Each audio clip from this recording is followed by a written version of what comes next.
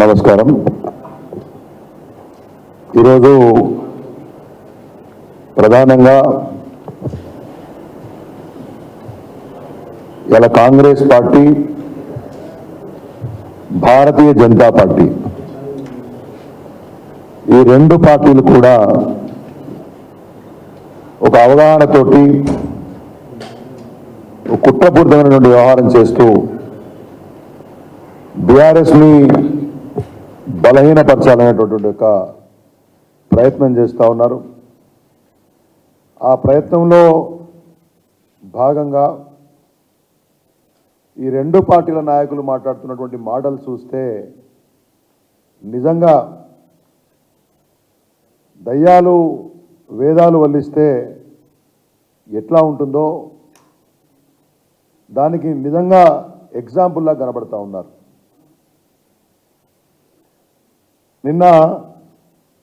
మొన్న నరేంద్ర మోదీ గారు తెలంగాణ రాష్ట్రంలో పర్యటించారు. మల్కాజ్గిరిలో, నాగర్ కర్నూల్లో భాజపా అభ్యర్థుల తరపున సభలు పెట్టారు. ఏమంటారు? బీఆర్ఎస్ ప్రభుత్వం దోపిడీ చేసింది, పోయిన 10 ఏళ్ల కాలంలో అభివృద్ధి చేయలేదని చెప్పేసి నరేంద్ర మోదీ గారు మాట్లాడుతూ ఉన్నారు. నేను అడుగుతా ఉన్నా,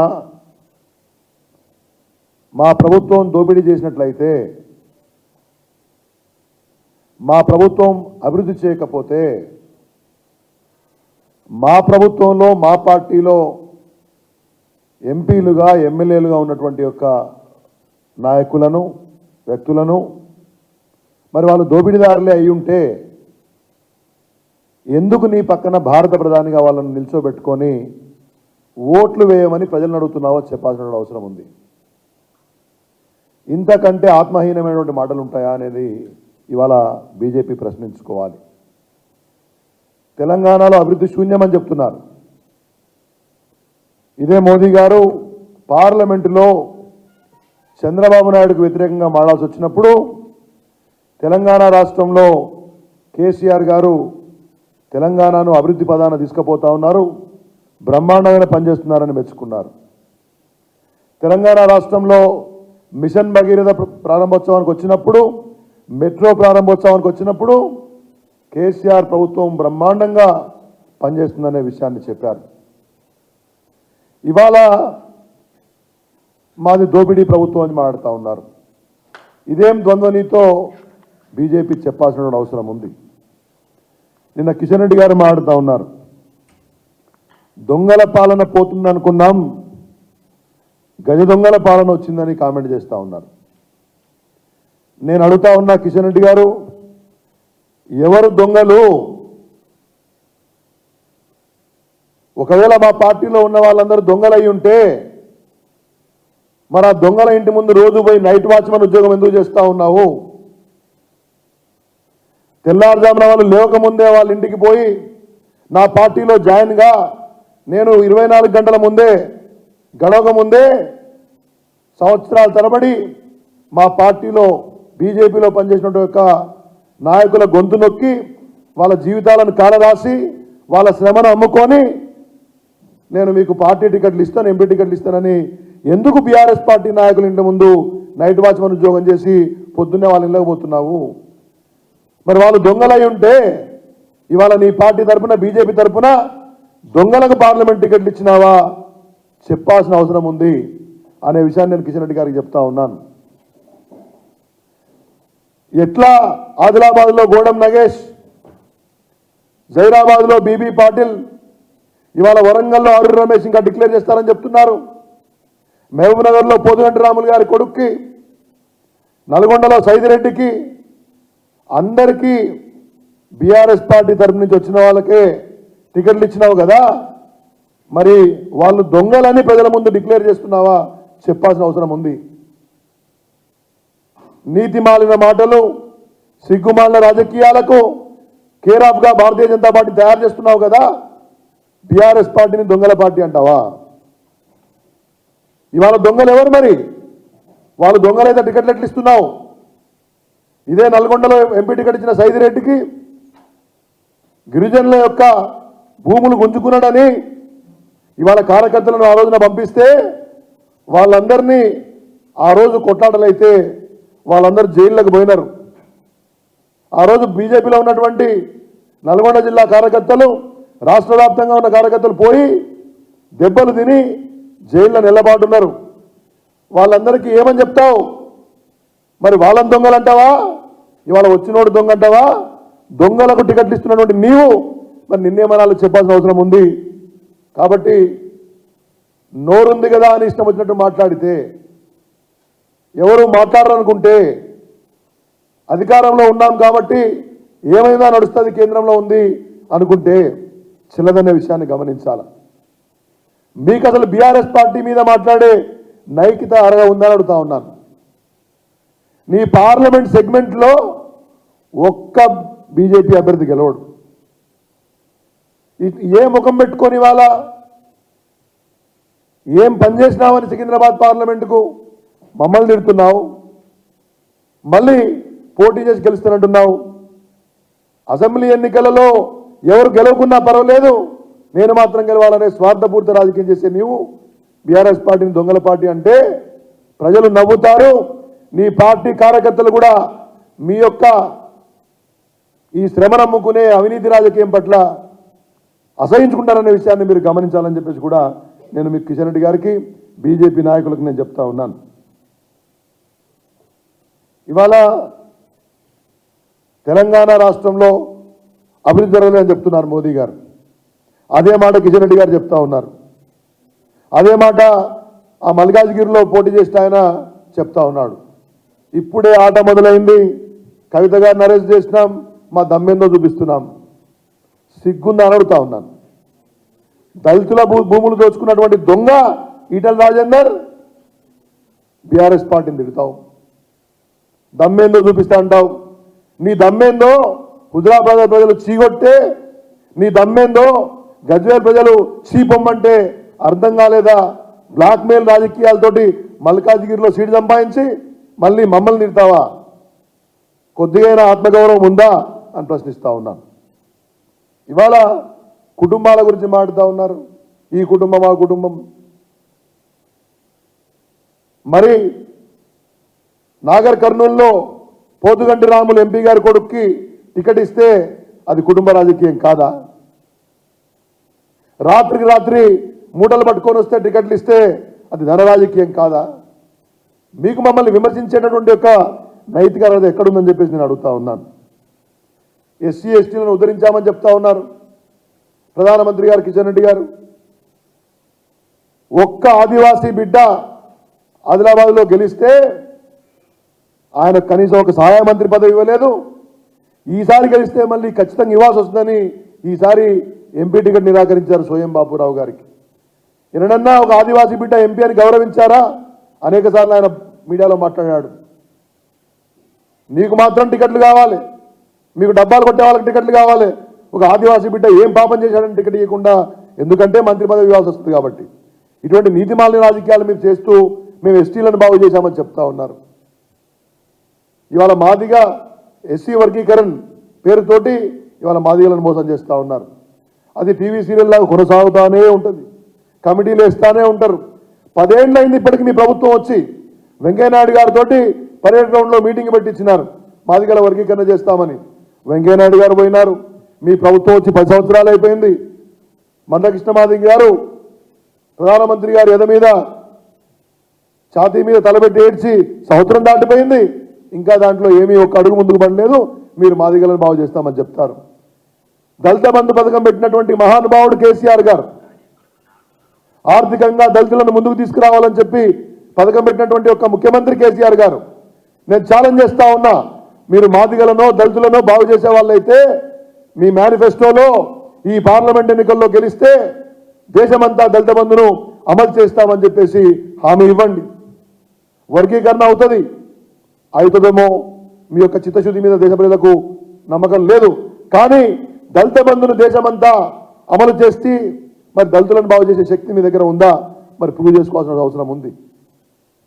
మీ ప్రభుత్వం వచ్చిన తర్వాత 10 సంవత్సరాల్లో దళితులకు కానీ ఎస్టీలకు కానీ చేసిందేముంది? తెలంగాణలో విభజించడం ప్రకారం రావాల్సినటువంటి ట్రైబల్ యూనివర్సిటీని ఎన్ని సంవత్సరాలు మేము లేఖల మీద లేఖలు రాసి అలసిపోయిన తర్వాత కదా కేసీఆర్ గారి కృషి మీద ఈ రాష్ట్రానికి తీసుకొచ్చారు. మీకు ఎక్కడ కమిట్మెంట్ ఉందనే విషయాన్ని మరి నేను ఇవాళ అడుగుతా ఉన్నాను. ఇక అసలు మీకు ఎందుకు ఓటేయాలి భారతీయ జనతా పార్టీకి ఈ రాష్ట్రంలో? కిషన్ రెడ్డి గారికి ఇక్కడ ఎందుకు ఓటేయాలి? బండి సంజయ్ కరీంనగర్లో ఎందుకు ఓటేయాలి?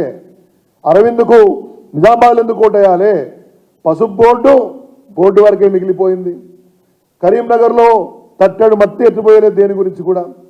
సికింద్రాబాద్ పార్లమెంటులో 3 లిఫ్ట్లు 10 పవర్ బోర్డులు తప్పితే కిషన్ రెడ్డి గారు సికింద్రాబాద్ పార్లమెంటుకు చేసినటువంటి ఒక న్యాయం ఏంటో చెప్పాలి. తెలంగాణకు చేసిన న్యాయం ఏంటో చెప్పాలి.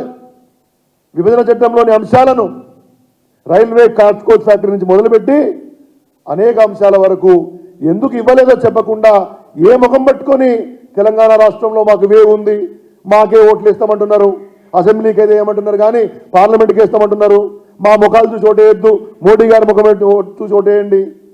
ఇంత కుటిల నీతి, ఇంత పనికిమాల రాజకీయం చేస్తూ ఉన్నారు. మీకు ఎందుకు ఓటు వేయాలనో తెలంగాణ ప్రజలకు చెప్పి ఓట్లు అడగండి. మీరు గింజుకున్నా ఇవాళ తెలంగాణ రాష్ట్రంలో బీజేపీకి ఇచ్చింది 8 సీట్లు. మీరు గింజుకున్నా ఇవాళ సర్వేలలో కూడా మీరు 3వ స్థానంలో ఉన్నారు. బీఆర్ఎస్ పార్టీ అంతరించిపోతుందని మాట్లాడుతున్నారు.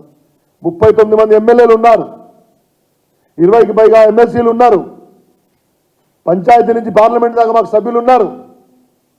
37.5% ఓట్లు మొన్న అసెంబ్లీలో వచ్చినటువంటి పార్టీ అంతరించిపోతుందని మాట్లాడుతున్నారు. మీకు జ్ఞానం ఉందా అని అడుగుతా ఉన్నాను. ఏదో అరెస్ట్ చేసినాం కదా దాంతో ఏదో ఓట్లు దండుకుందామని చూస్తూ ఉన్నారేమో. ఖచ్చితంగా ప్రజాకోర్టులో అంశాన్ని తెలుసుకుంటాం. ఇవాళ మీరంతా చూశారు, కవిత గారు అరెస్ట్ తర్వాత నిన్న పార్టీ పిలుపు మేరకు రాష్ట్రంలోని అన్ని నియోజకవర్గాల్లో బీఆర్ఎస్ శ్రేణులు నిరసనలు తెలిపారు. నరేంద్ర మోదీ గారి ప్రభుత్వం యొక్క నిరంకుశ వైఖరిని కూడా మరి ఎండగట్టే ప్రయత్నం చేశాం. రేవంత్ రెడ్డి గారు మాట్లాడుతూ ఉన్నారు, మాకు పార్లమెంట్లో ఎక్కువ సీట్లు వస్తాయి. ఎట్లా వస్తాయి? నీ ప్రభుత్వం వచ్చి 100 రోజులైంది. 100 రోజులలో నీ 6 గ్యారంటీలు చేస్తానని చెప్పినావు. 6 గ్యారంటీలు అమలైనయా రేవంత్ రెడ్డి గారు? ఇలా ప్రెస్ మీట్ పెట్టి పెద్ద పెద్ద మాటలు మాడుతూ ఉన్నాడు. 6 గ్యారంటీలు అమలైనయా? దాన్ని టీవీ సీరియల్ లాగా గుంజి గుంజి గుంజి ఎలక్షన్ కోడ్ వచ్చిందనక చేసి ఇవాళ ఎలక్షన్ కోడ్ వచ్చిందని చెప్తా ఉన్నారు. నేను అడుగుతా ఉన్నాను, ఇవాళ మీ ప్రభుత్వం వచ్చిన తర్వాత రైతులకు తిప్పలు మొదలైనాయి. 4 కోట్ల ప్రజలను 6 గ్యారంటీల పేరుతోటి 400 హామీల పైన పేరుతోటి ఇవాళ మోసం చేసినటువంటి ప్రభుత్వం రేవంత్ రెడ్డి ప్రభుత్వం, కాంగ్రెస్ పార్టీ. నేను అడుగుతా ఉన్నా, 2 లక్షల రుణమాఫీ ఏమైంది రేవంత్ రెడ్డి గారు? అందరినీ అప్పులు తీసుకోండి, రాగానే నేను మాఫీ చేస్తానని చెప్పినావు కదా, ఏమైంది 2 లక్షల రుణమాఫీ? చెప్పగలుగుతావా? మరి ఇంత అబద్ధాల కోర్లు మీరు మమ్మల్ని విమర్శిస్తారు. రైతు బంధు ఇవాళకి పూర్తిగా ఇవ్వలేకపోయినారు. కనీసం పేరు మార్చి కూడా అమలు చేసుకోలేనటువంటి దుస్థితిలో ఉన్నారు. కేసీఆర్ ముఖ్యమంత్రిగా ఉన్ననాడు ఏనాడైనా రైతు బంధు ఆగిందా? కరోనా వచ్చినా కష్టం వచ్చినా రైతు బంధు అమలు చేసినాం కదా, నీలాగా కుంటి సాగులు చెప్పలేదు కదా అడుగుతా ఉన్నాను. వరి పంటకి ఇస్తామని చెప్పినారు బోనస్. రోజుకో మంత్రి పూటకో మాట మాట్లాడతాడు. 500 రూపాయల బోనస్ ఇస్తామని చెప్పినారు, ఏమైంది? మొన్న మంత్రి యాసంకి ఇస్తా అంటున్నాడు. బోనస్ ఇస్తామని చెప్పినప్పుడు ఈ కారు ఆ కారు అని చెప్పలేదు కదా, మరి ఇవాళ బోనస్ ఏమైంది?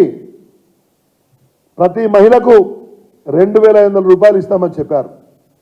ఎక్కడ బాయ్ 2500 రూపాయలు ఇస్తామని చెప్పిన 2500 ఇవ్వకుండా ఎట్లా సిగ్గు లేకుండా ప్రజాక్షేత్రంలోకి పోయి ఎంపీ ఓట్ల కోసం అడుగుతా ఉన్నావు? రేవంత్ రెడ్డి గారు చెప్పాలి.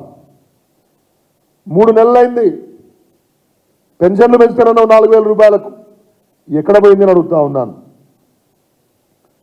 ఈ రకంగా గృహజ్యోతికి ఏడాదికి 5000 కోట్లు, ఓవరాల్గా 25,000 కోట్లు అని చెప్పారు. 5000 కోట్లు అవసరమైతే 2400 కోట్లు బడ్జెట్లో పెట్టారు. ఎట్లా సాధ్యమవుతుంది? ఇవాళ దళిత బంధు పథకాన్ని పూర్తి స్థాయిలో నిర్లక్ష్యం చేస్తూ ఉన్నారు. విద్యారంగాన్ని బాగు చేయడం కోసం కేసీఆర్ గారు మన ఊరు మనబడి పేరుతోటి 7,283 కోట్లతోటి పాఠశాలలో మౌలిక విద్యా వసతులు పెంచే ప్రయత్నం చేయడానికి మేము మొదలుపెట్టిన కార్యక్రమాన్ని ఎక్కడా బిల్లులు చెల్లించట్లేదు. ఆ కార్యక్రమం గురించి సమీక్ష చేసినోడు లేడు. మరి పేదవాళ్ళ పిల్లలకు బండ్లు బాగా కావాలంటే మేము అప్పటికే 2,500 స్కూల్స్ పైగా కంప్లీట్ చేసినాం.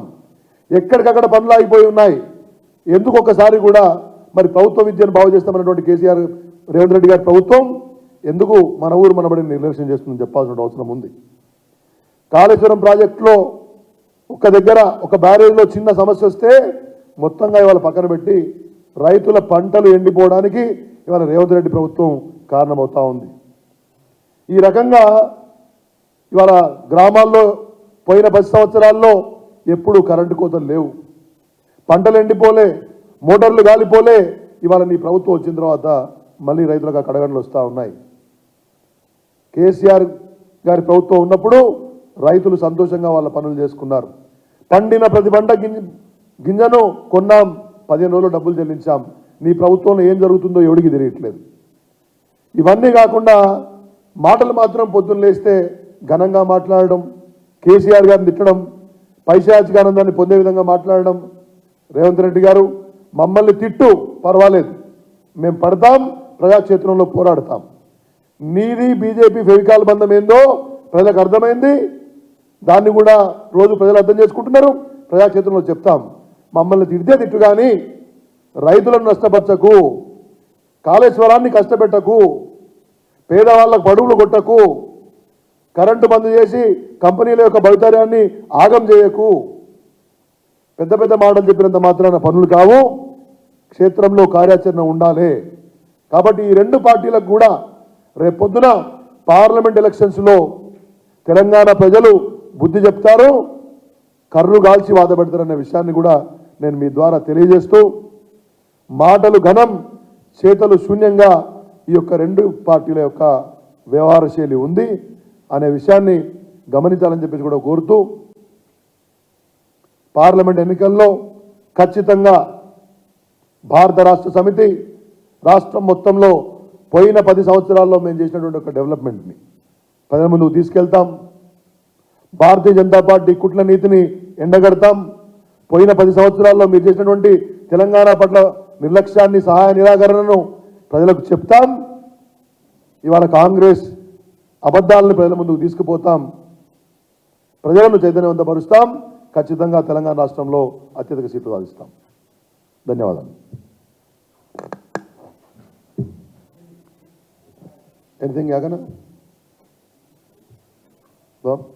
Thank you so much.